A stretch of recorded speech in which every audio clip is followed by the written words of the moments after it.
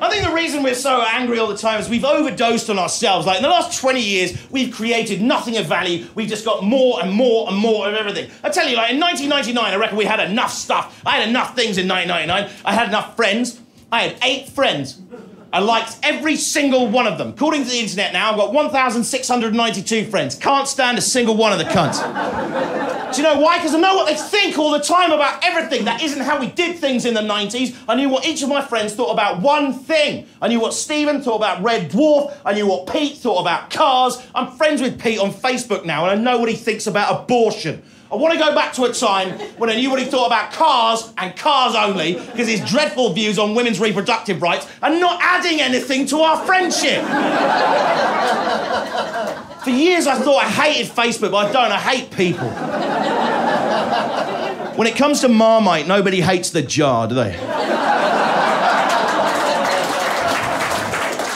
On Facebook as well. My 1,692 friends spent all the time like going, we should all talk about our feelings. We should all share our feelings every waking second of the day. Share your feelings. Share your feelings. I don't want to share my feelings. I don't like doing that. Doesn't make me feel good. Oh, no, it will do. You just have to do it. No, what's good for the goose isn't necessarily good for the gander. Leave people alone. They're like, well, I'm helping, actually. I'm helping. Are you helping, or are you Gordon Ramsay stood in the middle of a restaurant waiting to throw a tablecloth at someone when you've had your fucking information entertainment overload? Fuck you. I'm sick of it. All these people going, share your feelings. We used to call those people nosy.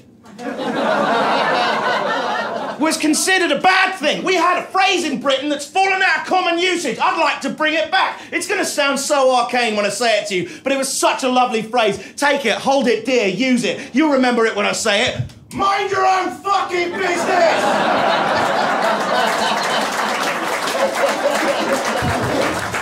Fucking mental health memes on Facebook. We didn't need that in the 90s, did we? Do you know why? Because we had the song Everybody Hurts by R.E.M. That was enough for us, for an entire generation. You feel a bit blue, you whap that on and go, oh, everyone feels like this, do they? How comforting. When? Sometimes. How might I go about fixing it? Take comfort in your friends. Thanks, R.E.M. I'll call Pete. We'll have a nice chat about cars. It was a better time!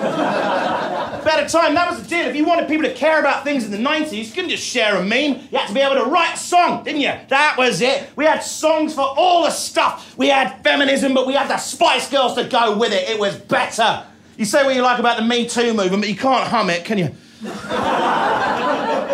We had the Spice Girls, they came out and they danced around, didn't they? Fronted by Jerry Halliwell, the acceptable face of British nationalism. They came out in a little dance around and they had a simple message, didn't they? For men and women that we could all get on board with. They came out and they said, if you'd like to have sex with me, you've also got to bang all my friends. Sounds like a bit of fun. We had enough stuff, enough things. Remember, we only had one Bono. Do you remember that? We all thought he was a tit. And now we're all Bono. Bonoing around on Facebook. It's my birthday, so I'm bonoing for some bonoing fucking charity. I'm bonoing up Kilimanjaro because Nan's dead. Fuck off.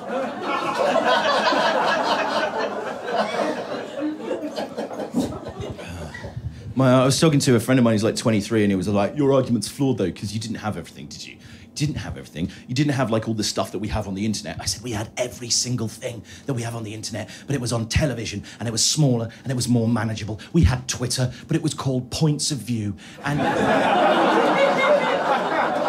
it was only on for 15 minutes a week. Terry Wogan would sit there and he'd read out your tweets and a voice to let you know what Terry Wogan thought of your stupid opinions. Then you get your tail, stick it between your legs and go about your week. It was a better time. We had Tinder, but it was called Blind Date, wasn't it? Better. We had one date, one national date. One national date. It was great. We'd all gather around and watch it. Younger people in the audience. Basically, what you had 3 lads, and they were 90s lads, so they didn't have thoughts or feelings. Just hair gel and T-shirts. Now, they'd sit on stools behind a wall, and then a woman would be led out like a cow.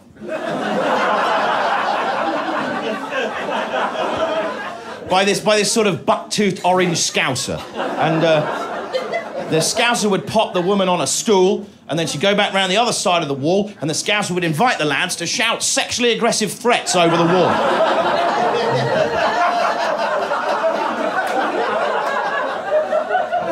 And the least threatening one won a holiday. So, they'd go off on holiday, and we'd all come back the next week, Britain united as a nation. Mothers, fathers, brothers, sisters, grannies, grandfathers, we'd all be there around the television set, and we'd watch a sort of proto-Instagram story of their holiday, and then the Scouser would sit them on a sofa, and she'd ask them the question that we, the British people, needed to know. She'd look them dead in the eye and be like, have you fucked? And they never had. They never had, but we kept watching.